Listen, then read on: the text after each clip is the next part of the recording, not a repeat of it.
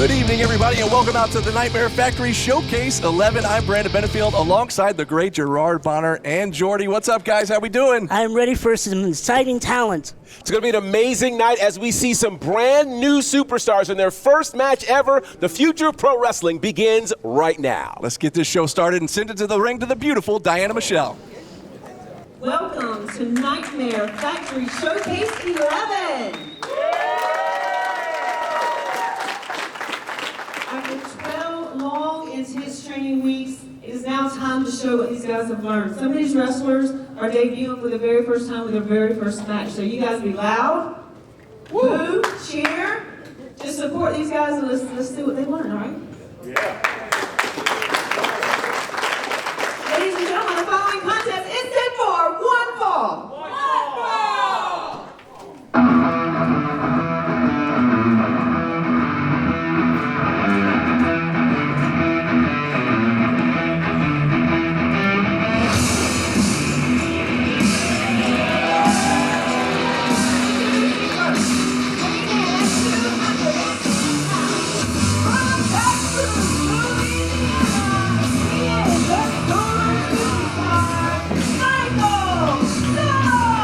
The Solar Superstar making his way out of the ring, Michael Solar, not really endearing himself to the crowd and not endearing himself to you either, Jordy. I feel disrespected. Yeah. He's a superstar. I guess apparently he doesn't need us anymore. That doesn't mean jack. Well, to him, apparently it does. And his opponent.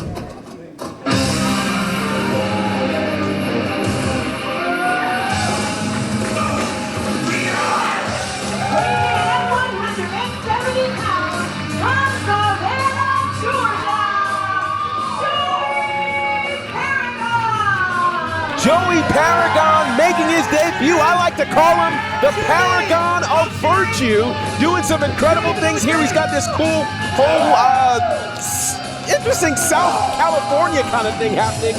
Real groovy, real exciting. Should be an interesting time seeing the debut of Joey Paragon.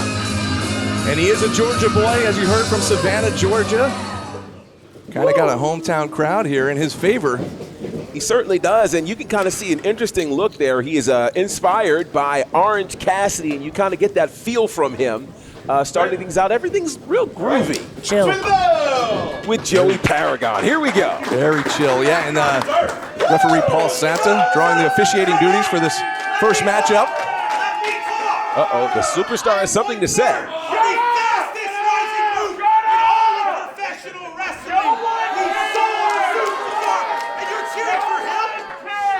I don't think this great crowd here at the Action Building's having any of this. They're really not. And it's interesting, he's gone through a massive metamorphosis, he being Michael Solar, since we first saw him back at Camp 8, where he was a kinder, gentler somebody, and not the case anymore. No, I remember him being a kind soul when I was here at Camp 9. Yeah, he certainly was. And you mentioned Camp 9, in both Camp 8 and Camp 9. He went undefeated here at the Student Showcase. The question is, can he go 3-0 here? We'll find that out in this match against the debuting Joey Paragon. Yeah, new attitude here. Quick go behind there from Solar. Look where I'm at right now, winning. And listen to Solar still just talking trash in the ring, and a side headlock takeover there from Paragon. You know, one of the things that the pandemic era taught us is that wrestlers will really talk trash in the middle of the ring, and you can see he's doing that now. Just one. It's been 2 minutes. But you're right, GB, yeah. These fans are already exciting to me. And Paragon really wrenching in with that side headlock, but Solar fighting out the superstar with that big clubbing blow to the back of the head there of Paragon, now face first into the top turnbuckle. Michael Solar from Baton Rouge, Louisiana. Louisiana has been known to produce eclectic kinds of people. But when you think eclectic, you've got to think about Joey Paragon and all that he's doing. And now could we get perhaps a suplex here? There we go. Perfectly executed there, and a kip up now, a lateral press. Will it be enough? No. Solar able to get that right shoulder up just in time, and now back to that side headlock once again, just trying to slow down the pace here of Solar. You know, Joey Paragon is a bit on the eclectic side, and you can understand why. He's a big fan of the Macho Man Randy Savage, inspired by guys like Orange Cassidy and Kid Bandit. He's just an interesting character, and you can see really from his entire getup, like he really wants to chill, and you see his outfit outfit is somewhat of a tribute to both Macho Man Savage and Sabu.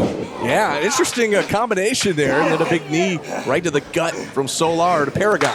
And for somebody to look up to Randy Macho Man, you know exactly why wrestling is important when you look up to Randy Macho Man Savage. Well, for certain, Savage, one of the guys who is one of the most intense characters we've seen in the history of this world. You know, snap into a Slim Jim. But the question is, will he snap into more of a Slim Jim or a steel chair or a table? Because it's a far cry between Randy Savage and Sabu in terms of your inspirations. Yeah, you're not wrong. Paragon in trouble right now is Solar. John with this great crowd here in the Action Building. You know, you talk about people making changes. Michael Solar, the superstar, you know, he used to dance and just be excited about life. He smiled. He was a happy guy. He was happy. Oh, lateral press here. Hang on. Well, you know, GB, I think one of the things that changed his attitude, he told me, he confronted me before the show, and he told me that you and I on a previous showcase were giving him grief for his dance moves. Yeah. And then I felt bad about it. I was like, wait, are we the reason that he's changing his attitude now? Don't sell yourself short, boys. Don't blame yourselves. He did this to himself. Well, we didn't blame it. He blamed us. I know. I mean, That's what I'm saying. it's Don't not feel my bad. fault. He thought he could dance. Oh, wait, great roll up here. Can Paragon get it? No, just a 2 count there. He's disrespecting both of you. He's disrespecting me. Nah. Meanwhile, it looks like he's disrespecting Joey Paragon in that ring right now, as he's still in control of this match. And think about how intimidating it must be for Paragon. This is, of course, his first match ever. And, you know, your first match in a space like this, hopefully you're in front of friends and family, but there's a worldwide audience watching on YouTube. The last thing you want to do in this space is lose. Absolutely, got a lot of eyes on you here coming out of the Nightmare Factory, this great Camp 11 here over the last 12 weeks. All of these guys giving it their all. And, of course, Solar, kind of, I guess you'd call him a Nightmare Factory veteran at this point, having competed in several shows already. That's right, Camp 8, Camp 9, he competed in both of those shows, and now here he is in battling for Camp 11. Look out, now he's going to send Paragon to the outside. Paragon now down on the concrete floor. One thing I will say about Paragon is, even though this is his first match in professional wrestling, he is a black belt in Taekwondo. He is. Which means he has some form of athleticism in him. He does. The question, though, is will that athleticism help him right now as he starts moving into the deep water? Because one thing we know, training is one thing. It's kind of like Allen Iverson said, practice. Practice. The question is, does practice prepare you for what's happening in this moment? Another 2 count there. Solar able to kick out, and a big lariat takes down Paragon once again. That was a heavy clothesline coming from the Solar superstar. You were talking to the sun! Paragon now face first once again, taking these right hands from Solar. You know, one of the mantras of Paragon is go beyond, saying you can always do better tomorrow than you can today. And right now, he's in a world of trouble. Can he dig deep now and come back against Solar? Yeah, he's actually having to deal with his own mantra right now. Can he go beyond the space that he's in Another lateral press here. And find a way past Solar? He's digging deep. He's probably going to have to dig deeper than he's ever had to dig. You see him sucking wind right now. Got to make his way back up to his feet. And here's the thing, these guys have had these practice matches. They've gone over moves in the ring. They've done all this training, but this is their first time in actual professional wrestling match. A lot of people making their debuts here tonight, including Paragon. Absolutely, and it's really difficult when you face someone who's actually been in the same school as you. Kind of reminds you when you're in high school and you're going up against kind of that school jock who was legendary because they've been in that school before. Me in high school do not get along. Oh, no, really? Did you not like high school? No. Big bulldog out of the corner. Big bulldog out of the corner after that big splash from Paragon, and now Solar's down. He might be out. He might be. Can Paragon take advantage here? Paragon, we mentioned he's a fan of Randy Savage, also a fan of one of Savage's biggest opponents, that being Ricky the Dragon Steamboat as well. And now he went for a big knee perhaps or a kick there, but he gets caught. Samoan drop. Samoan drop. You know, one of the trainers, another back press here. Will it be enough? Paragon able to kick out. One of the trainers, of course, Billy Gunn for this camp in Camp 11. And, of course, he might have been going for the Famouser there. I'm not sure. Perhaps. We may never know. But what we do know is if we were scoring this on points right now, Solar would certainly be ahead by a country mile, dare I say. Paragon being helped to his feet. And now, could Solar be looking for the Solar Flare? Oh, look at Could he this. be looking for the Solar Flare? If he hits this, it's over. No, but Paragon able to escape. Kick to the midsection. And there's the there it finisher. is. You called it. He nailed it. Is that going to be enough? Gonna shoot the half, hooks the outside leg. He got him. And Joey Paragon with a huge win here tonight. Amazing opening contest here at Camp 11, and what a great debut match for Joey Paragon. Oh yeah, I see some talent in this man. Yeah. Absolutely love it. Indeed, he decided to follow his own advice and go beyond the pain, go beyond the hurt, go beyond the competition, and decide to come out, stick it through, and become the victor. And look at the sportsmanship here. Patting Solar on the back, giving him a round of applause too, despite Solar's attitude. But what a great match between two great talents. Ladies and gentlemen, the following contest is set for one fall.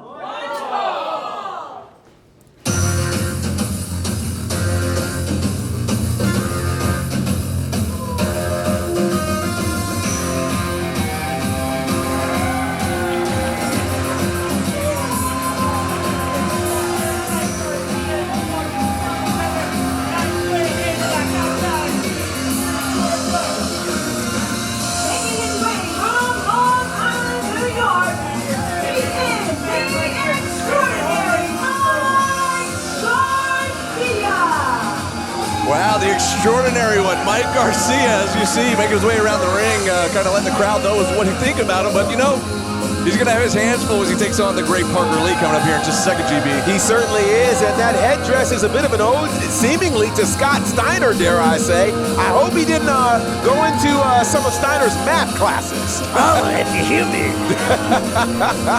This is going to be really, really interesting. A very unique background here for Mike Garcia, which we'll talk about. Opponent.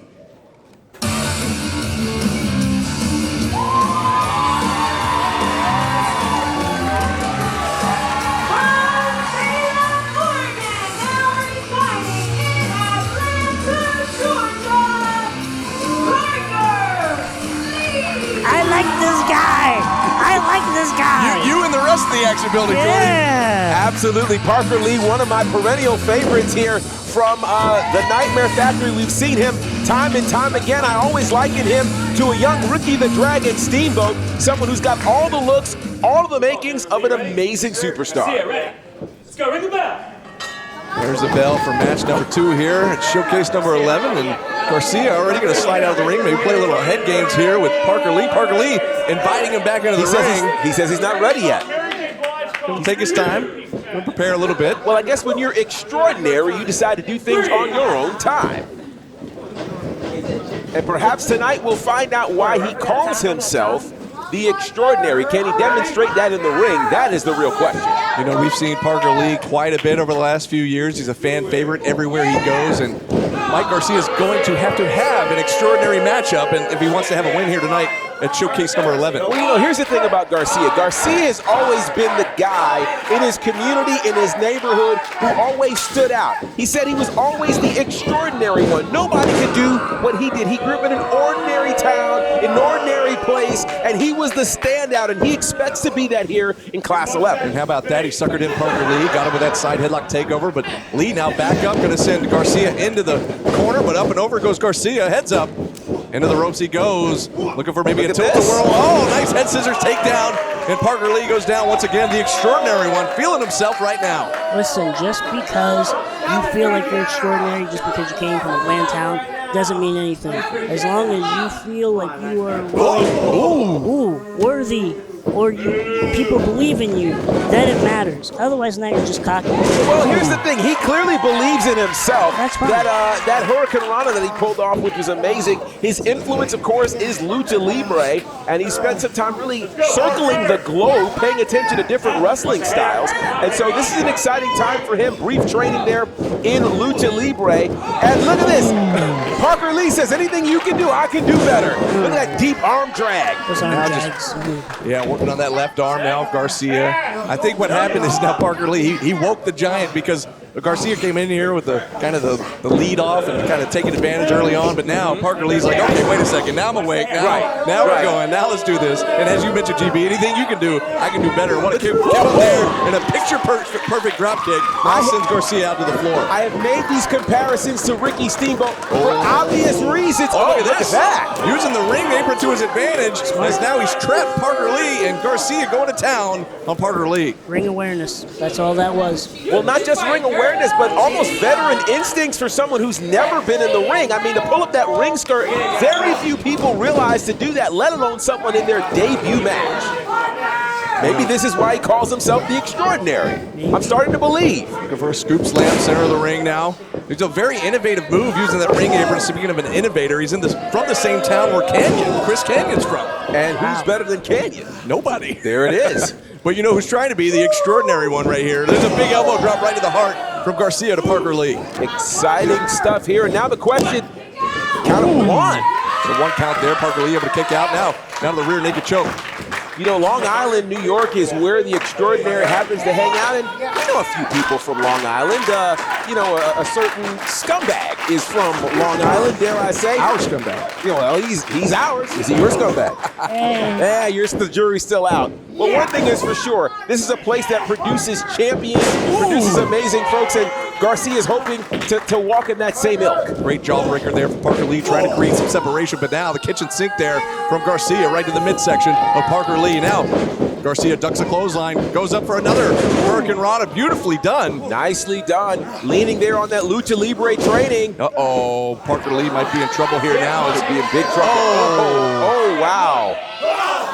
And Garcia now with that left leg of Parker Lee just wrapping it around the ring post. You know, some might not like it, but it's a smart move when you start talking about someone like Parker Lee, who depends very much on his aerial ability. You take those legs away, you can't jump and fly.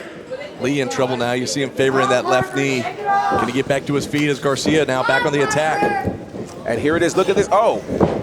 This is what I like to see. I like to see strategy here in the space of pro wrestling, and what we're seeing Garcia do is work on that body part, that being the left knee. To be this young and to be this fresh in the game and to have that kind of strategy is mind-blowing. He might be something.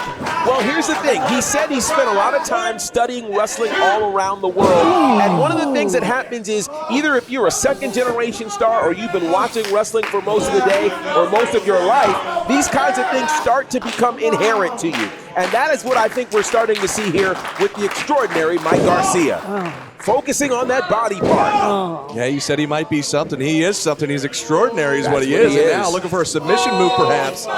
Maybe a sharpshooter, a scorpion deathlock, call it what you will, and he's got it locked in. No! Oh, no! Is Parker Lee able to roll through and uses the leg strength to kick Garcia, but Garcia now up again with that vertical base, and I tell you what, Parker Lee's in trouble now. Got to get off his back here.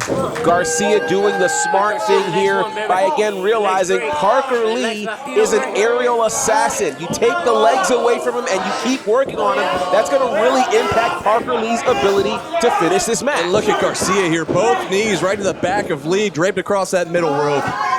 Garcia showing us an awful lot here. Again, it's hard to believe that this is his debut match, watching just how strategic he is. Again, back to the left knee once again. But Parker able to go up and over. There we go. Nope. Tried to counter it, no, but look at Garcia able to use the ropes to his advantage, and now maybe a single, a DDT to the left leg. Impressive. Absolutely impressive. I love what I'm seeing here from the extraordinary one, who is focused. He's so singularly focused, he's really taking the crowd out of this matchup. I'll be honest with you, I think the crowd's stunned. I think we're a little stunned as well. Parker Lee, clearly the favorite going into this matchup, but right now, Garcia's had the advantage the whole time, it seems like. He certainly does, and now we're going to another post. Could he be working on that leg yet again? Oh, no. He took his eyes off the prize. You're right, it backfired. His eyes went right into that ring post. What happens when you take your eyes off the prize, man? There you go. But look at this. He gets refocused, and he's heading back up to the top rope now. And you see Parker still favoring that left leg. You better look out. Turn around, Parker. Oh! He saw it coming. He got that fist right to the gut of Garcia. Parker Lee now trying to work his way back up. Will that leg cooperate? That's the question here. You still see him. You see him pounding on that knee, trying to get some feeling back in that left leg. Come on, Parker. Both men now back up center of the ring, exchanging blows. Some right hands there from Parker Lee, and another big right hand. Parker Lee turning things around here. Oh, back elbow from Lee takes down Garcia. And you're seeing that momentum switch, but you're also seeing the damage that was done. Oh, nice kick there. And the damage to the leg, you see how it's playing right now for Parker Lee. Absolutely tried to kip up there, and his leg gave out on him, but he's back up, sends Garcia across, going to roll through. Hit the code breaker. How about that? Garcia just got rocked, but you see the damage to the knee. But Parker Lee still feeling it. He's doing things out of instinct here. Count of 2. Ooh. He still almost had him despite that leg injury. Absolutely. Parker getting frustrated here, though, wondering what's it going to take. What's it going to take to keep this guy's shoulder to the mat for a 3 count? And I can understand his frustration. You think to yourself, hey, this is a rookie, a literal rookie. He shouldn't be able to take this. But this is why he's extraordinary. Oh, almost a cutter there. Yeah, went for that O'Connor roll into a cutter, but he got blocked, and now a quick go behind. Goes Parker Lee. Look for an O'Connor roll once again. No, but this time, Garcia wisely holding the ropes, and with the referee distracted, he used that right leg, that foot, and got a low blow, and the ref never saw it. And you think this guy's extraordinary. Well, when Parker Lee went high, Garcia went low. Look at now, he's going to try to lock him in, the sharpshooter once again. And he's sitting down deep. And he's got him in the center of the ring. He's a long way from the ropes. And he tapped. How about that? He tapped out Parker Lee. Wow.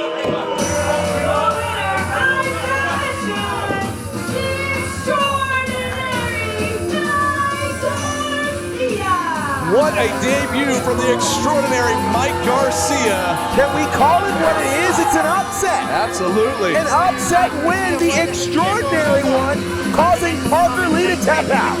Outrage. Outrage. I don't know if I call it outrage. I'm outraged. I call it extraordinary. Wow. He's lived up to his name here in his debut. Silence this audience. We've got to be paying a lot more attention to the extraordinary one, Mike Garcia. Absolutely. The crowd here might not like it. And give it up to Parker Lee for giving it a heck of an effort. But in the end, Garcia coming away with a huge victory in his Nightmare Factory debut. Ladies and gentlemen, the following contest is set for 1 fall.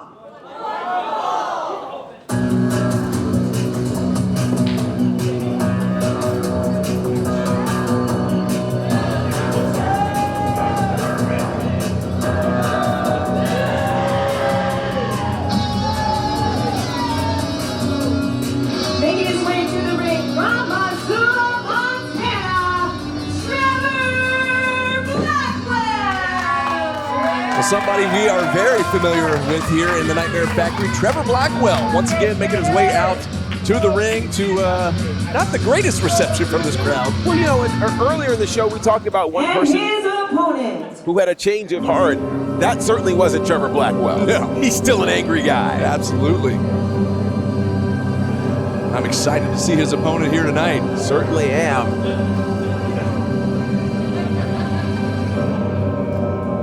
As the anticipation builds. It builds and builds and builds. Here he comes. From Paducah, Kentucky, Sid Ellington. Sid Ellington from Paducah, Kentucky. How do you say that? Paducah. I like saying that. Paducah. Paducah. Yeah. You guys know who's from Paducah, Kentucky? Sid Ellington. Sid Ellington. Also, Ricochet. There you go. He's actually from Paducah. So Paducah produces some pretty amazing things. Can Sid Ellington follow in that same vein and become a real superstar here? We're going to find out in this debut match. His attire is very intriguing. We're going to see what he brings to the table here against a veteran like Trevor Blackwell. Let's ring the bell! There's a bell from referee Paul Santa. You know, you talk about some influences. Perhaps Ricochet might be one. Rey Mysterio is definitely one that he told us about earlier. Based on his face mask, I'd say Darth Maul. Perhaps. That could be one. Or maybe Wolfpack Sting. Or Wolfpack, yes, exactly. Nice takeover there. Trevor Blackwell back up with the shoulder tackle. Takes down Sid Ellington. Ellington pretty quick in the ring right now, though. Ducks a clothesline. Tilt a whirl into a, oh, nice head scissors takeover there as Sid Ellington kips right back up. And you know he's a big horror fan. perhaps that has something to do with that face paint. And you know, the other thing is, in his wrestling IQ, we certainly are seeing that influence of Rey Mysterio, the Hall of Famer. Oh, nice shotgun drop kick there from Ellington. And you could argue we're seeing influences of Ricochet as well. Absolutely. Both men now back up. Into a front face lock. No, Trevor Blackwell able to get out. Kick to the gut. Takes down Ellington. Sid Ellington there with his name obviously written all over his pants and his attire there. And he really came to put in some work here tonight. The question is, can he get that done against the veteran Trevor Blackwell? Whoa! Out to the ring apron goes Ellington. Ellington, though, meets Trevor Blackwell with a big right hand. Comes in through the middle rope. Shot to the midsection. Sunset flip. Pin attempt here. Will it be enough? Count of two. Blackwell able to kick out just in time. You know, I got to commend Ellington and so many that we've already seen here in Camp 11. The real challenge of having your first match, the pressure that you've got to have. You know, we think about it when we come out here. Occasionally we feel nervous about what it is that we do. How much more nervous are these people who are coming in the ring for the very first time? Doesn't matter if it's your first or your 50th. If you're nervous, that means you know what you're doing and you do it well. Well, that's the thing. Sometimes it's nerves because you do it well, and other times it's, hey, I don't know what I'm about to do. Yeah. And the question is, which of those is Sid going to fall into? It's humility. Humility, that's Humbleness. interesting. Yeah, well, think about it. Humbleness. If you are acknowledging, I know I might screw up, you know, you can still be nervous, right? You certainly can. It's interesting, though, because there's the juxtaposition of humility and confidence here in this sport. Confidence is clearly what Trevor Blackwell has an awful lot of. With a massive knee there to Sid Ellington. Knee right to the forehead, goes for lateral press. Not going to be enough. 2 count, though. Ellington able to get those shoulders up. And Ellington, kind of on the receiving end of some big damage here from Trevor Blackwell. Now trying to slowly get back up to his feet. There's something very interesting about Ellington. It's almost like this, you talk about humility. There's also, I think, this silent confidence that we're seeing in him. He's not saying a whole lot. His face is painted, but his moveset and the way he operates and flows in the ring showcases quite a bit of confidence. You're right, It's GB. not cockiness and just confidence. It seems like silent confidence. You're right, GB. We talked to him. All 3 of us talked to him before or tried to talk to him before the show. Yeah. And he just had an intimidating look. He didn't have a whole lot to say to us. He certainly didn't. And again, it's kind of one of those things I can show you better than I can tell you. Right now, he's showing Trevor Blackwell what's what with this roll-up. Oh, not going to be enough. Another 2 count. Oh, what a big elbow. And you know, one of the things that a Trevor Blackwell kind of has to look at, and as do other members of previous classes, is you don't want to come in here to clamp and lose to these new students. Yeah, back suplex into a lateral press. Still just a 2 count, though.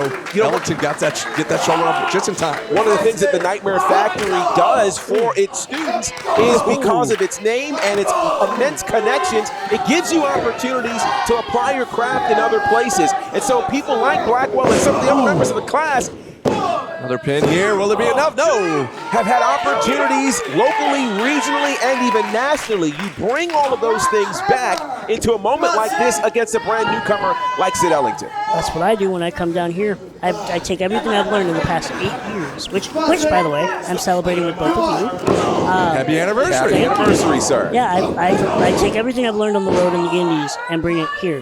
That's what I can bring to my craft. And this is the beautiful part about what the Nightmare Factory is able to do. It's able to take those who have been in the game for a long time and those who have never participated in pro wrestling and give them an opportunity to better themselves or learn from the best here at Count of Two. It's a great escape from Ellington and go backslide Did now. you see how he reversed that? Yeah, that though? was a great counter from Ellington. Almost got a 3 count out of it. Now back out of the ring apron once again. That reversal was unique. You don't often see that coming from a body slam in the sport. So, again, very innovative offense and defense there, I say, coming from Ellington. You see the frustration just mounting on the face of Blackwell here, because to your point earlier, GB, he does not want these new camp members coming in here and taking out, getting a win over somebody like Blackwell who's been here for years. Absolutely. But look at this shoulder tackle. And it definitely feels like the pace is starting to quicken here. Nice sling blade there from Sid Ellington. Smooth. Very, very smooth. Ellington trying to get his win back. And now we hear something from him. Finally, he speaks. He didn't. He screamed. Well, He did. He made a noise. He growls, whatever you want to call it. Yeah. Uh-oh, look at this. Maybe looking for a DDT perhaps. But it's blocked there. Big reversal, and now he catches the DDT. Beautiful. Sid Ellington just planted Trevor Blackwell. Shoots the half. Gonna hook a leg here. Yes, he does. Will it be enough? No. 2 counts. Blackwell. Incredibly close. Barely, and I mean barely, able to kick out. Certainly did. Blackwell so close to losing this match, but I'm pretty sure he thought to himself, I do not want to lose to a Camp 11 trainee. I mean, would any of us? Well, I don't think you do. But Man, you know, how about that? Almost like a flatliner of sorts into the top turnbuckle there for Blackwell. and look at Blackwell. Blackwell showing off his strength here. Oh, into a sidewalk slam. How about that? What a move there for Blackwell. Will it be enough? Oh, whoa. Ellington able to kick out. You know, with him being a horror fan, maybe his wrestling repertoire is a little bit different. Maybe he wrestles differently. Maybe he wrestles with more speed and agility because some horror characters are built smaller. Right? Could be. Like Chucky or some of the family from the Texas Chainsaw Massacre movies. Well, one of the things that he has certainly said is he's a guy who's inspired and influenced moveset-wise by Mysterio, but attitude-wise by a John Moxley or Stone Cold. And again, that silent confidence that we've been seeing, certainly reminiscent of those two guys. Oh, 2 counts. He went for that DDT again, and this time I don't think he quite got all of it. And as you see there, it wasn't quite enough to keep Trevor Blackwell down for 3. Very, very close call there. And you hear the fans chanting that was 3. It's hard to say. Well, from my angle, you know, referee Paul Santo, one of the best in the game here. And Agreed. I think he got it right. But look, now Sid Ellington back in trouble again, up on the shoulders of Blackwell, trying to get free. Oh, but he turned it into a DDT once again. Floats over for the pin. Will it be enough? He got it. Sid Ellington does it. Good for him. What a win.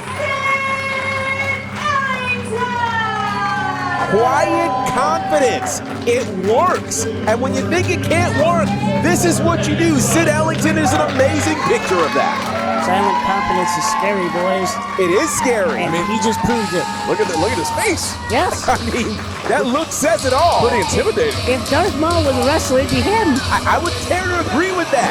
Absolutely agree with that. An impressive victory here for Sid Ellington here in his debut match. I think he's got a very bright, albeit dark, future ahead of him. Man, so far, what a great showcase here at Camp 11, and we got a long way to go, boys. Ladies and gentlemen, the following contest is set for one fall. I love when they say that.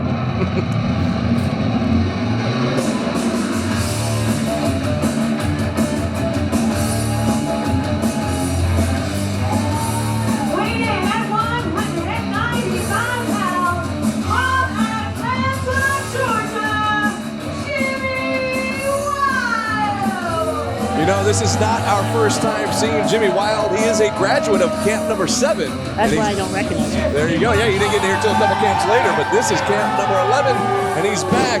And if you recall, he kind of lost in controversial fashion last time we saw him to Tom Marciano. Yeah, we'll talk about kind of how that impacted his attitude in just a little bit. Back to Diana Michelle. And his opponent.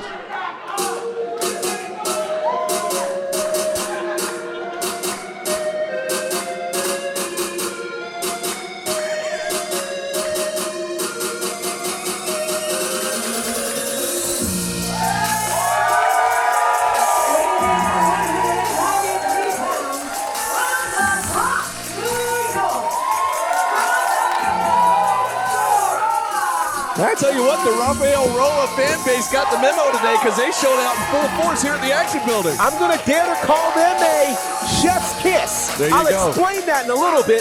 But Rafael Roa, obviously lots of fans. What a story. We can't wait to tell you about this guy in his debut match here at Camp 11. I'm just vibing to his music. That was lovely. I felt the spirit of Prince Nana for a second. yes, Just sir. for a quick second.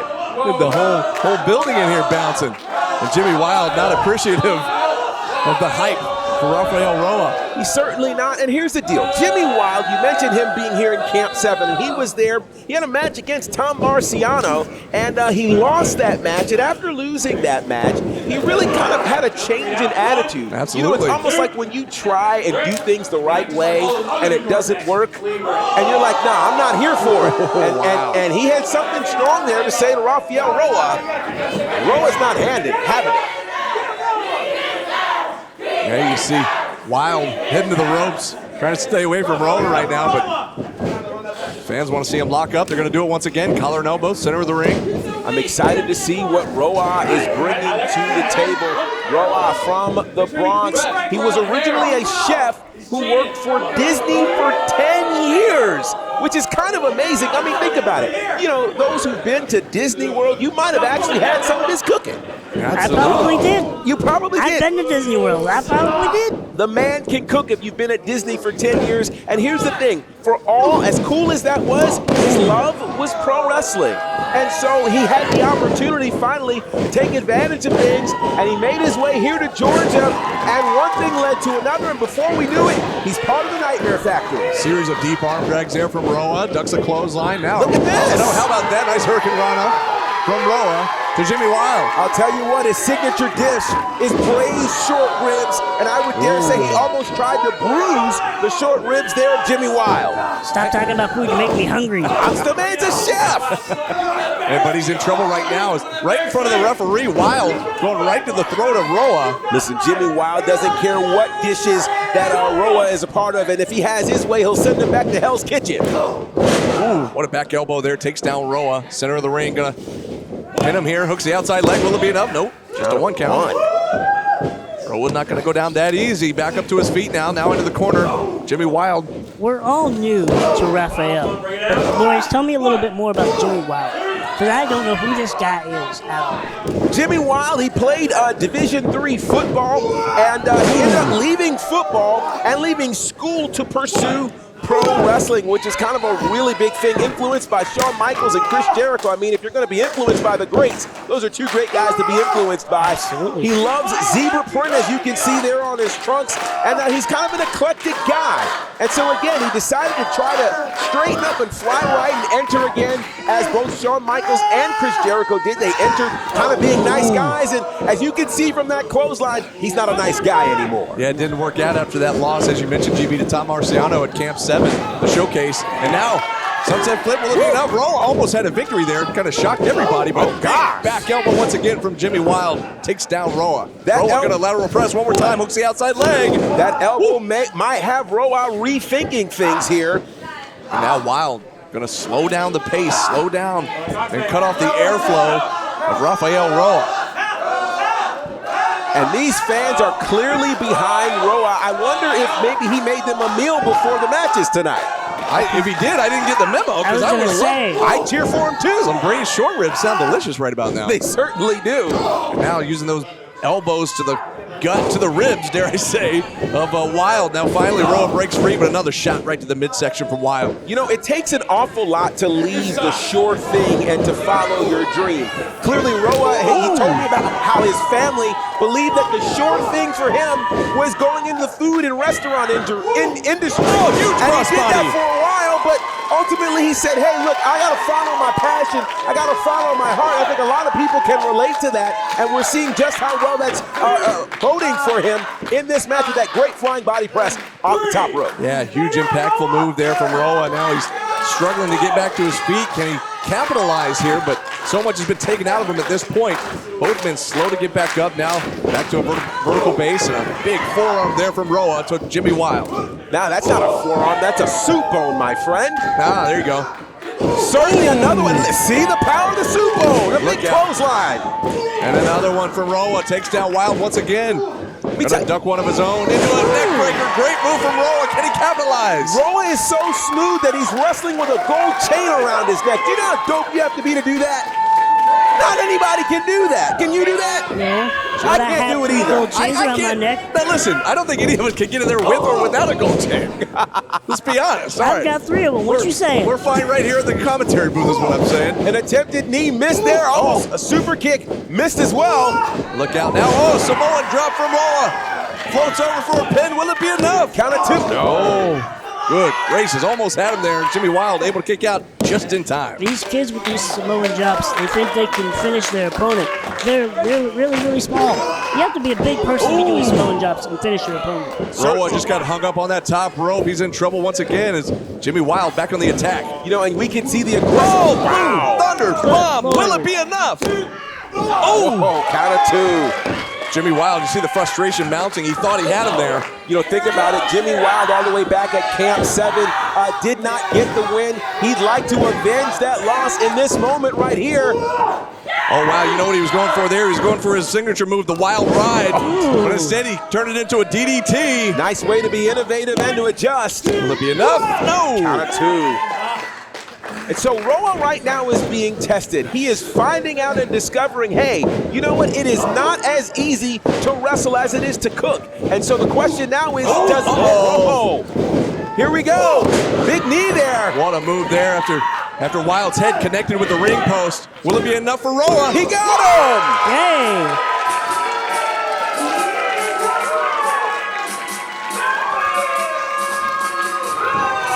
Big time win for Rafael Roa. What a match. Let me tell you, Roa served that L to Jimmy on a silver platter. Mamma mia. Pizzeria. He absolutely did it. Shout out. It's amazing. Here's a guy who at one point was going to start rolling with a food truck. The food truck didn't work, but I think the wrestling industry absolutely is a win for Rafael Roa. I think you guys need to watch out for him. Ladies and gentlemen, the following contest is set for one fall.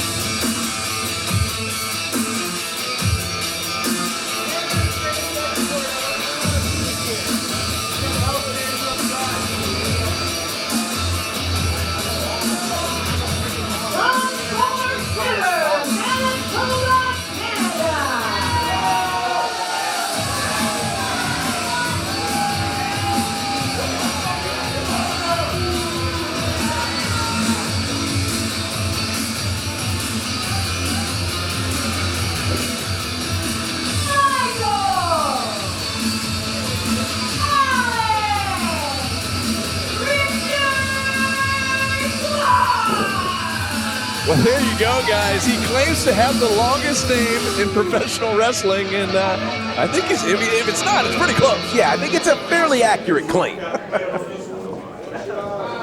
Michael Allen Richard Clark. Good Lord. Can you say that 3 times fast? No, I'm good. Don't try me. I'm good. Not even going to try. But I tell you, he is from Camp 8. We have seen him before, and he's going to have his hands full here with the debuting Bodie Nix coming up.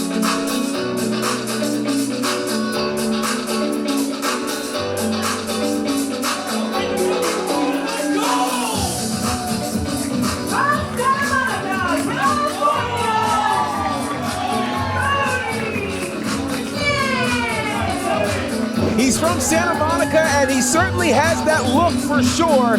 He's got the glasses, he's got the headband, he's got the pink on, he's doing his thing, and he's making his debut here in the sport of pro wrestling. Clark going right on the attack, not appreciating the fact that Bodie was playing to the crowd there. Michael Allen Richard Clark, who we first saw in Camp 8, now look at this, donning the glasses. And now we get a bell. Now we're officially underway. He's donning the glasses of Bodie there. And now he throws him off. Well, he's had quite a bit of experience since we last saw him at Class 8. He has been really doing some big things on the indie scene in Canada, making stops in spots like Dungeon Wrestling, Winnipeg Pro, and Love Pro. And in case you didn't know, he's in the Canadian Push-Up Hall of Fame. Can any of you claim that? I did not even know they had a Hall of Fame for push-ups. They apparently do, and he's there. Oh. You sound like a middle schooler. Oh, wow. Well. And you look like one. John with the crowd here. Again, I say this every show. These guys got to focus on their opponents. Some of them worry about the crowd a little too much. Well, here's That's what's going to get him. Who wants push-ups? He's off. See, we're about to see. You called it, GB. Oh, he went for that double axe handle, but he missed as Bodie Nix able to get out of the way. And look out.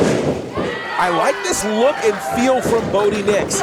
Very fluent in the ring already in his first couple of moves. Beautiful drop kick there. Nicely done from Nix. Looking for a scoop. A little bit of a spin and a slam, center of the ring. You know, the road to the Nightmare Factory for Bodie Nix was paved, unfortunately, in disappointment. A guy who spent some time in high school baseball and fencing, which I think is pretty awesome, made his way into college football, but tore his ACL twice before leaving football and finding his space in the world of pro wrestling. You know, you mentioned he was from Santa Monica, California, out there working at a country club, and guess who was a member of all people? Mike the Miz Mizanin. Yeah, how about that? He's a pretty awesome guy, I And heard. apparently, they would talk quite a bit about pro wrestling. It kind of got the sparks going, got the wheels turning in Bodie's head to check out the Nightmare Factory and give it a try for himself. And he's been doing great over the last 12 weeks. Absolutely. According to him, it was WrestleMania 38 that made him say, hey, I can do this. And he did it, ironically, with a torn ACL while sitting in a wheelchair. And that's when he made this decision that he's going to make his entry into the world of pro wrestling. Now Clark with the advantage here, trying to get Bodie back up to his feet. But no, Bodie in a precarious position there, taking that fist right to the forehead. You know, we talked before about the places that you can go coming from the Nightmare Factory. You look at a Michael Allen Richard Clark. We call him Mark for short. He would say that. Wow, you said that. Not we. With that said, he's found himself in a lot of interesting places, like Ring of Honor and AEW Dark. Like, he has made his way again. That's the road and the spaces that places like the Nightmare Factory can open up for you. He reminds me of a young Eli Drake. Okay. Or as we know, L.A. Knight. Yeah. There you go. I was tracking with you, guy. I was tracking with Looking you. for a vertical suplex, and he plants Bodie Nix. Now, you guys probably aren't going to be surprised by this interesting factoid about Mr. Clark. Oh, lateral press, hang on. Just a 2 count. Nix able to kick out. I said Mr. Clark, and it made me think about Lean on Me. Anyway, Mr. Clark, here he is. He is a published model. Now, the question is, have you gone looking for where his photos might be? I have not, but rumor has it could possibly be the same one that Shawn Michaels appeared in at one point. I don't know. Oh, wow. I don't know for a fact. I hear you, Adele. Rumor has it. Look out. Rumor has it. There's a big power slam from the push-up king. Now, stiff And kick look at right that. to the back. And as I say it, he prepares for the push-ups. I could probably do about 10 with it. You see it on the trunks. It says flex on the front and push-ups on the back. And who wants to see some push-ups? The crowd booing. Apparently, they don't want to see it here in the action building. There's one. But he's going to give it to him anyway. 3, 4, 5. He could go all day. You know he's in the Hall of Fame, as you mentioned. But if he had turned him over, he would have gotten a 5 count and won the match. Well, that's a good point.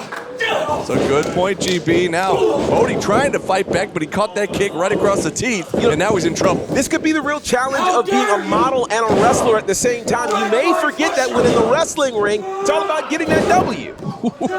These right hands from Clark, man, I'm telling you, he's laying them in.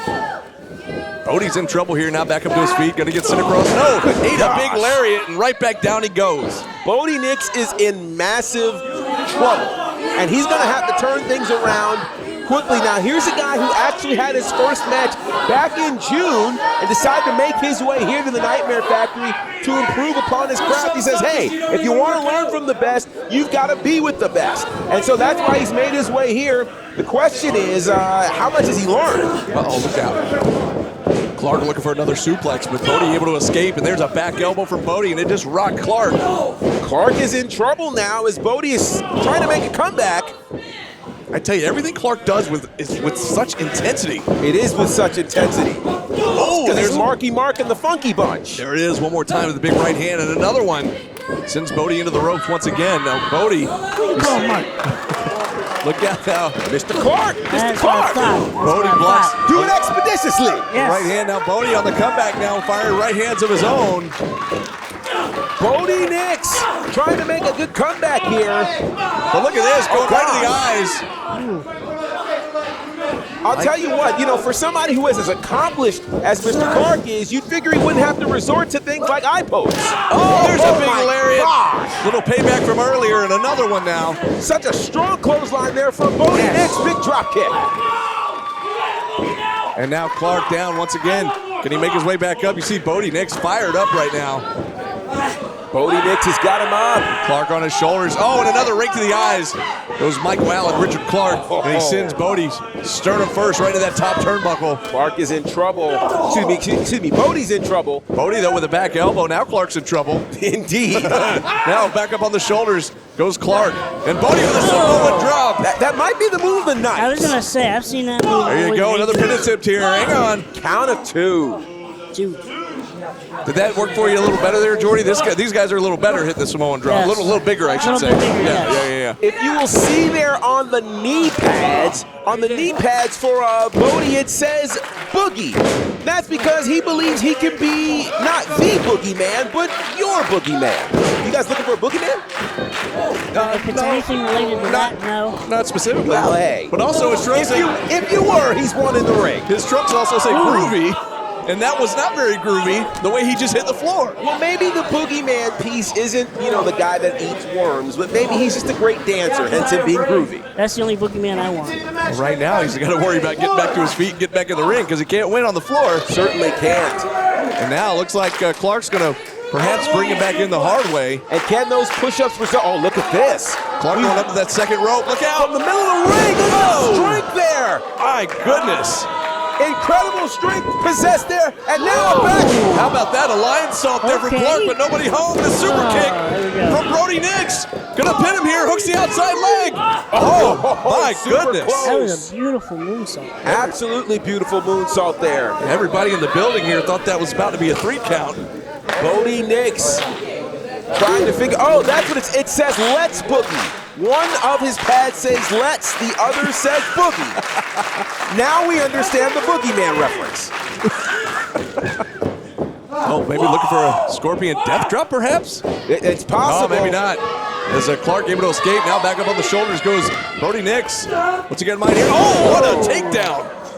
With such force, and now going to hit that lion salt one more time. He got And this him. time he stuck the landing. Will it be enough?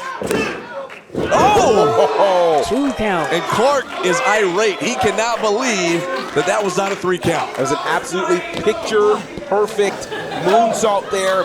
The guy from Manitoba, Canada. Of course, Manitoba houses Winnipeg. Winnipeg, the home for guys like Kenny Omega, Chris Jericho. Canada has produced its great share of wrestlers, including Mr. Clark. Hence that beautiful lion salt that he hit there. Shades of Chris Jericho, and now looking for a snapmare takeover. No, but Bodie escapes and hits that super kick. And a running knee strike right up under the chin. Rolls him over. Will it be enough? Oh! How about that? Bodie Nix! Bodie Nix does it. Absolutely impressive showing here for Bodie Nix. Toodaloo, Mr. What's-it-to-ya. Your name is too long for me to remember. Michael Allen Richard Clark. That's why it's the longest name in pro wrestling. And he had an impressive showing, but all those push-ups weren't enough to stop the boogeyman from boogieing. Let's groove with Bodie Nix. Ladies and gentlemen, the following contest is set for 1 fall.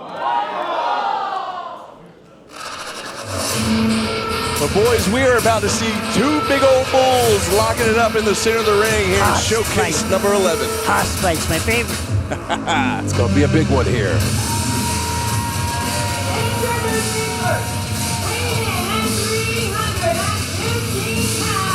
No, it ain't.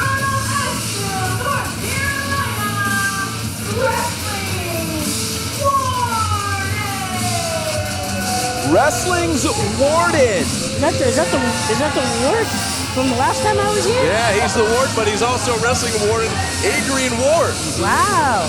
You know, we talk about people undergoing changes over time here. A massive change has happened to the former Warden. He's wrestling's Warden. We'll talk more about it. His opponent.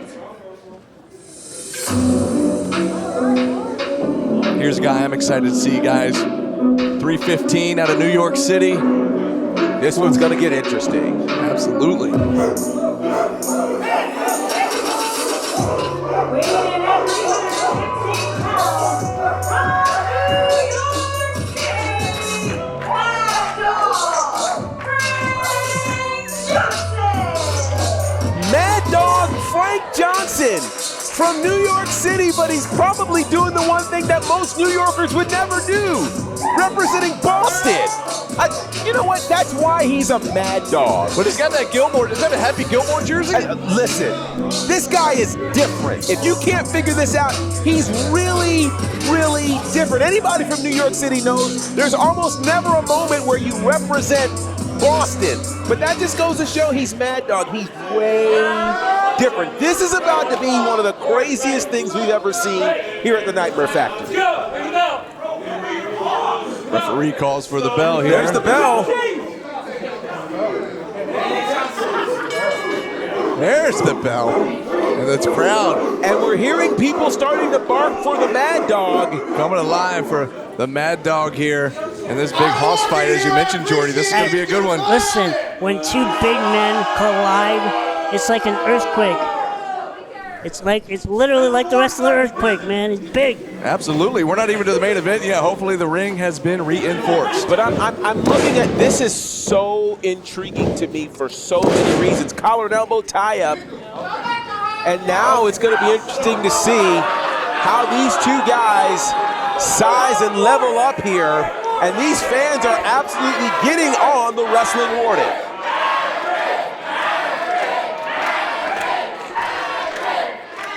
Percy Jackson's a way better gun than your book. Stop playing me. Oh my. I love these exchanges that happen here between these wrestlers and these fans.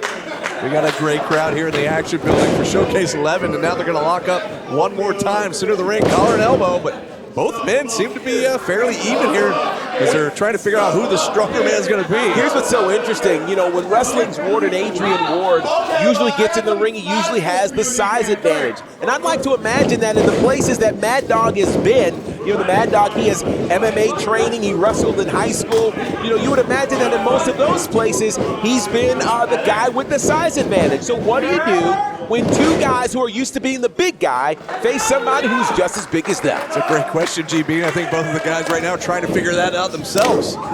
And now we get into a shoving contest, and things are about to break down. Ooh. Wow. Warden. Wrestling's Warden there, Adrian Ward, looking for a shoulder tackle. Tension. The big man didn't budge. Now Mad Dog, again, it's like running into a brick wall, GB. The Mad Dog literally absorbed that. You hear this crowd in the action building. The barks coming alive once again. I'm gonna tell you, the Mad Dog is different. You like it so much, you do it. You do it. Adrian Ward gonna challenge the Mad Dog here. Oh, big time collision, center of the ring. My question is, have they reinforced the ring? Adrian Ward finally got taken off his feet. Now Mad Dog just rocked him in the corner, gonna shoot him across. The ring just moved. Oh, did you see that? What a massive headbutt there from the Mad Dog. Let me tell you something. The Mad Dog is masked, and all I see is his eyes, which is scary. The eyes are extremely scary. And what is he doing? What was he doing up on the second rope? Unfamiliar territory, but the Warden able to take his feet out from under him. We may never know, but all I know is this. I've never seen a wrestler climb the ropes with Timberlands on. Never seen it done. That's a good point. I like him though. Speaking of which, let's talk about some of his influences he talked about. That kind of reminded me. You got to talk about Crime Time, yes, Booker T, The Rock, some of the greats. I'm telling you, he's got some great influences here. He certainly does. And it looks like, what an elbow shot there right to the chin, taking down the Mad Dog from the Warden. You know, the Warden has been through so much, and you wonder why he seems so angry. Here's a guy who says he wants everything from nothing, and he insists that he's not crazy, even though he lives in a van. And he's using his shirt. We've been wondering where that river is this whole time. Apparently it's behind the Nightmare Factory. Apparently. Now he was choking with using his shirt to choke out the Mad Dog here as the referee was reprimanding him. And you wonder sometimes what that tipping point, that trigger is that changes people from being a nice person to being someone that is almost on the brink of insanity. For the Warden, it was something as traumatic as the death of his brother, who was literally hit by, he was run over by a van. in Miami, It is Florida. old. And you see the helmet that he carries. It's his brother's helmet. It is, and the issue is there was never justice brought. The person who did this was never charged, and he told us about how Ooh, lateral press. Hang on. Just a 2 count. how they were so nervous about his brother that they literally traveled from Asheville, North Carolina to Miami, Florida, and drove his brother's deceased corpse all the way to Asheville, North Carolina in a box. So grim. It's very grim, grim. and it would absolutely change anybody. So I understand why wrestling's Warden isn't all there right now. Yeah, it makes you know, people wonder, and there's a big clothesline in the corner from the Warden to the Mad Dog, but to your point, GB, we've seen the Warden for numerous showcases here over the last couple of years, and we've seen that demeanor change, and Yes. now we kind of know why. We certainly know why.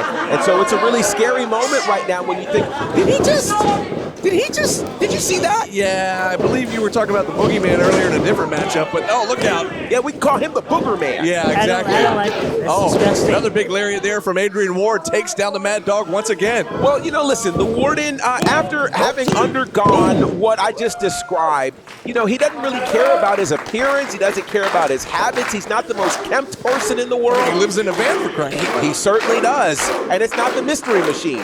So, it's a scary space right now when you think about, again, what this has done to wrestling's Warden. Meanwhile, you have another guy calling himself the Mad Dog. So we have a guy Oh, look at this. Did you just see the Warden just scuffed up the boot, the Timberland? No. Now the listen, Mad Dog and the Mad Dog there's is having one none thing of it. you don't do. You don't scuff up a man's Timberlands. There's a cardinal rule about that. Oh, look at this. And you can see that he's about to bring that dog out. Uh-oh. He's up. I think Adrian Ward just realized he made a huge mistake, and he just ate a huge lariat from the certainly Mad Dog. The Mad Dog now Uh-oh. with right hands. Now we're taking it back to the streets. The This might be streets of the some of Bronx. that's some of that MMA training coming into play. Oh, we know that elbow. Another big elbow right to the forehead. Shades of the legendary Hall of Famer Dusty Rhodes. And now back up in the corner. Is the Warden going to get shot across? And the Mad Dog comes in with a big A splash. Mad Dog splash right in the corner. Can he get the big man up? Look at this. He's got him. He's holding him. What power! Wow. And a huge power slam there for the Mad Dog. Will it be enough? No, the Warden kicks out at 2. That slam almost resembled something from the great Hall of Famer Mark Henry. One thing I will say about these Haas matches is they tend to go rather slow because the men are bigger, and men of bigger statures tend to go slower. However, they also have more impact with their attacks and their punches and their kicks. They're certainly very intentional with their movesets. They think them through. Again, they are mostly power moves. And this time, the attempt of the splash did not work. To your point, Jordy, he was a little too slow there trying to get that splash off, and it didn't work as the Warden able to get out of the way, and he's going up to the ropes, a little unfamiliar territory. What's he got in mind here? Perhaps looking for a Vader bomb? And that doesn't work. And nobody home. There's the Mad Dog able to get out of the way, and man, look at the eyes of the Mad Dog. That's scary. That guy's different. And listen to this crowd real barking. different. And now he's going that's back to the top rope. And there's the Vader splash. Vader bomb of his own there. Will it be enough? Oh, count of 3. He got him. The Mad Dog has done it.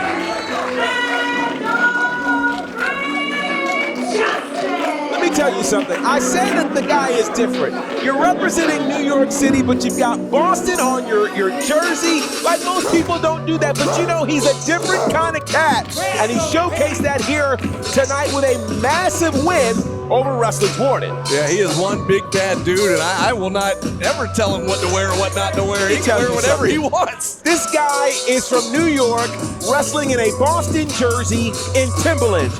You don't want to cross that dude. Absolutely not. You don't What a great wanna cross matchup. him. What a great matchup between two big old dudes here tonight. And we got a big main event coming up, folks. Stick with us. Ladies and gentlemen, it is now time for the main event! The following contest is set for one fall!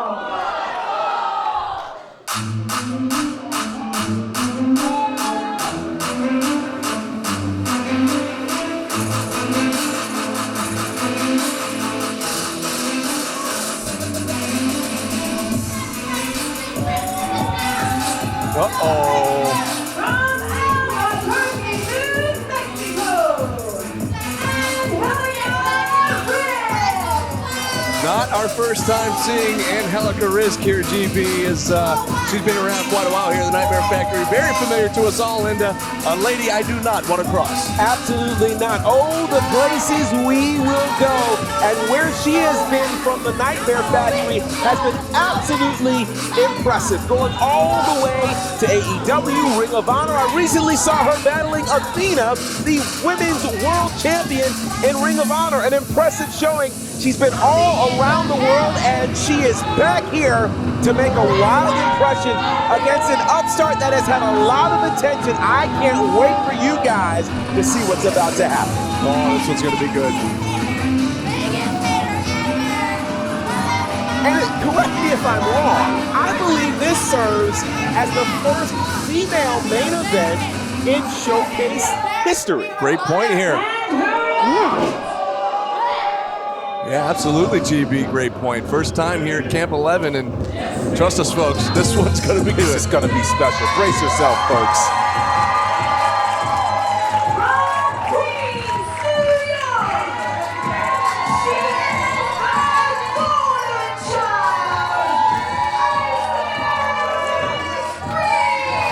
The Isis Reade fan club is out here in full force. You see her hugging her family there at ringside. Man, this one's going to be good.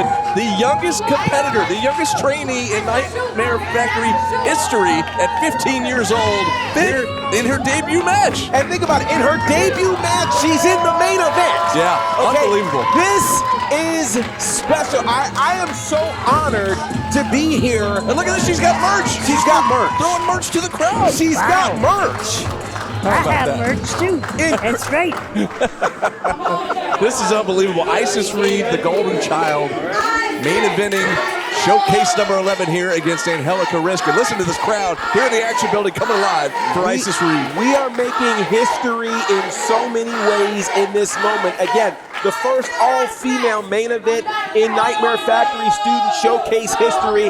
And we're looking at the youngest attendee, the youngest trainee in the history of this entire school, which covers a lot of ground if you think about that. And so now with all the hype, you know, we follow her on social media. We've seen the kinds of things that Isis can do. Now the question is, what can she do in an actual match against a veteran like Angelica Risk? You know, we talked to her before the show, GB, asked her what it was like going into the Nightmare Factory, being as young as she is. You know, what's that like mentally for her? And she said, you know what? Everybody there has been so great to her. It's like a big family, but there's been one sore spot, and that was the fact that Angelica Risk has been bullying her, and that's been about it. But everybody else has been great to her. It's interesting. We've covered Angelica Risk's career in several promotions, and when it comes to the Nightmare Factory, Risk has had some issues with some of her fellow trainees over time. Look at that. And how about that mat return and now just toying with Risk, and Risk can't believe it. You're right, GB. Risk getting into it with the Renegade Sisters over the years. That's right. And so now here, look at this. Oh, what a takedown once again from Isis Reade, and Risk can't believe it. She escapes to the outside to try and regroup. I just need to remind everybody that Isis is 15 years old, folks. Unbelievable. You know, the last time I remember a child prodigy like this, there was a one Rey Mysterio at age 16 who had his first matchup. Absolutely, and that's a pretty good company. It absolutely is. So if Rey was 16, does that make her the youngest professional wrestler? I feel like there have been some at 14, potentially. Perhaps, I have to go back and find specifically, but she's certainly in rarefied air right now. Absolutely. Now they're on the outside here. She definitely has the height and the reach advantage to Angelica Risk with a chop right back to Risk. She certainly does. You know, I asked her an interesting question that I don't get to ask very many. Oh, look out. I got to ask her something I don't get to ask very many wrestlers, and that's this. Oh, wait. Oh! Mama Reade. Mama Reade just got a shot on Angelica Risk. Unbelievable. God. Mama Reade has shown up in a big way. And now a shot from Angelica Risk trying to regroup here now. Oh, wait. She's got the full Nelson applied. Now she's trying to get them to chop Isis Reade, and they're not going to have any of that. Oh, wow. Look at this. Does Risk not realize that that's the Reade fan club? Risk doesn't care. She's willing to risk it all because she's that spicy quesadilla. The problem is she's not faced anybody quite like Isis Reade. Oh, and Reade That young, inexperienced, she just got hung up on there on the top rope, and now the whiplash effect right there on the ring apron is Reade gonna roll back into the ring now.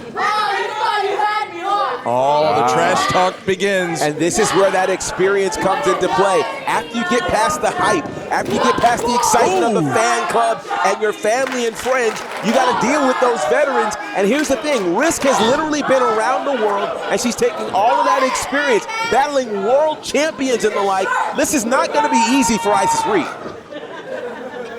Now looks like Risk gonna send her across into the ropes. Big back elbow there from Risk. Back to Reade. We've been here. Hang on now. Just a 2 count. We've had the privilege of being here since Camp 1. And one of the things that we know is all of these students work extremely hard to make their way to have that main event spot. We think about that very first main event that featured one Dean Alexander versus Carly Bravo. And look at the places that Carly Bravo has been. And so I feel like we're in one of those moments, but think about the pressure you have to have if you are an Isis Reade, 15 years old, in the main event of a class that has been pretty stacked. That should build her confidence. Absolutely. Because she's in the main event as a trainee. It should. But the question is, in this moment, is it? We've seen her being confident, but now all of that comes with a degree of pressure. Can she live up to it?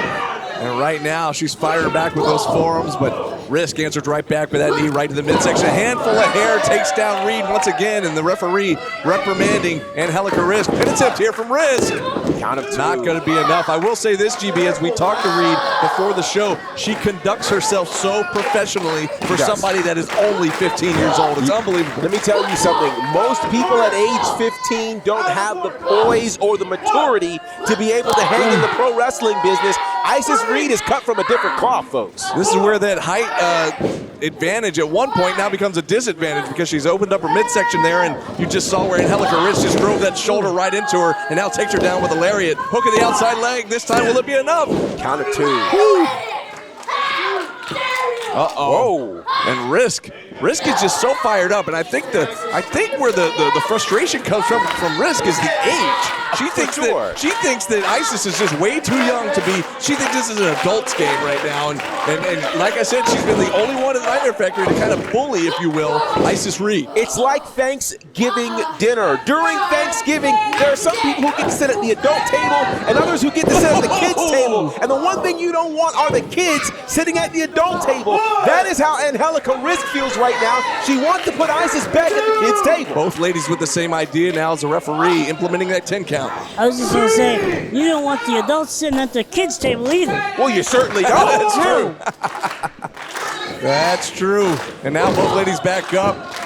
Angelica Risk with the left hand, and a big right forearm there from Reade. Now it's just turned into a slugfest here, guys. It certainly has turned into a slugfest. And when it's gone down to that, the question is, what happens now? Who's going to last? Nice forearm there. And another big lariat there from Isis Reade, back up to her feet. Double axe handle right to the chest, the Polish hammer, if you will. Step up, Enziguri takes down Risk. Risk now flopping around, trying to get her bearings. Isis Reade is incredible. And look at the poise that she has. You can see there is star written all over her face. And here we go. Up on the shoulders goes Risk. Samoan drop from Reade. Will she turn into a pin attempt? Back press here. Will it be enough? Count of 2. Risk, once again, able to kick out. And to your point, you've said this in the past, GB, the more you pin them, the more you make them kick out, the more energy they're going to expel. You got that right. And Isis Reade is looking to do that. You know, I'm looking to see, here's somebody who's been interested in this sport since age 10. You know, we saw Isis's mom throw a chop. Isis's mom is a boxer, so she's really skilled in throwing hands. And the question now is, does the apple fall from the tree? Crucifix pin there, just a 2 count. You're right, GB, and so far, I'm so impressed with what we're seeing from Isis Reade. Listen, win, lose, or draw, I am really impressed with what we're seeing from Isis Reade. The 505. She's put plenty of people away with this move. Will it be enough? Count 2. Oh my goodness, her version of the Tiger fan kick right there was not enough as Isis Reade surprised us all and kicked out of that big move from Angelica Risk. Risk has won many a match, and I'll tell you something, Risk has got to be feeling some pressure as well, having traveled all around the world, knowing she'd be in this main event against this top prospect. Everyone has been paying attention, and a lot of people are here just to see Isis Reade. Tornado DDT perhaps no, but Angelica Risk able to escape. And now into maybe a side headlock perhaps. No, she went for it, but now she got two handfuls of hair there from Risk and just took down Reade very hard, center of the ring. Reade is so focused right now, but so is Risk, incredibly focused on this win. Veteran ring awareness and trainee agility makes for a perfect match. It certainly does. And nobody nice bulldog off the bottom rope there from Reade. Will this do it? Hooks the outside leg. Will it be enough? Count of 2. And that's what a transition. What a transition into a crossface. Center of the ring. She's got a long way to go to the ropes. The intensity on that one. Is it enough? Oh, turns it over. Great counter there from But Risk. she rolls back. But she rolled And she through. taps. Yes! Isis Reade has done it. Good for her. What a debut here tonight at Nightmare Factory Showcase number 11. Isis Reade victorious. Wow, what a match. They called her the Golden Child, and you can see why. She has got the it factor. She is a superstar. Welcome, ladies and gentlemen, to the introduction and the era of Isis Reade. Man, what a match. I tell you what, guys, this was incredible. What another incredible showcase here at the Nightmare Factory for showcase number 11. I tell you what, Isis Reade main eventing here tonight, coming her way with a big victory. Man, what a match. Absolutely incredible. What an incredible talent all throughout the night. I'm so glad we got to witness it here live. Remember this shout out to everybody in Camp 11. If you want to be a part of what's happening here at the Nightmare Factory, simply register at the website nightmarefactoryga.com. Follow us on the Instagram and all the spaces. Thank you for joining us here on YouTube for another edition of the Nightmare Factory Student Showcase.